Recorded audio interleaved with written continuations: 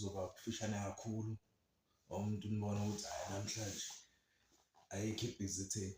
Ifezokuhle YouTube channel esiyiqale nje sithi siyenza nje ukuphosta ngo-2016 kuze kufike manje siyabona ukuthi i-channel iza kahle sesibona ukuthi siyithathe ngoku-serious ngoba sinama-followers amaningi kakhulu. Siyacela niqhubeke ni-subscribe ukuze siqhubeke sinenzele izinto ezi-right nathi.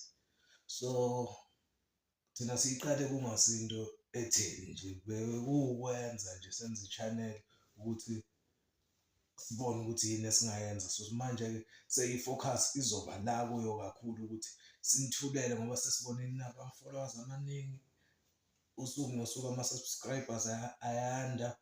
So abantu bayijabulela kakhulu. So siyifezokuhle YouTube channel sesithathe isinqumo sokuthi seyizoba ngamanye ama-channel amakhulu ngoba ngokwe-numbers vele seyi-channel enkulu. So sesizokwenza sure ukuthi yonke imisebenzi yakhona niyithola ngendlela e-right, phinde yonke into etholakala khona iyafundisa ngoba kwakuyileyo vele inhloso ukuyiqala. So masibona abantu beyithanda ngale ndlela sabona ukuthi ayi shuthi kufanele sibe more focus manje sinithulele izinto okuyizona ezenzakalayo. So siyacela-ke bafowethu niqhubeke ni-subscribe, ni-view-we, nenze konke nje okwenziwayo ukuze ikhule ibe nkulu.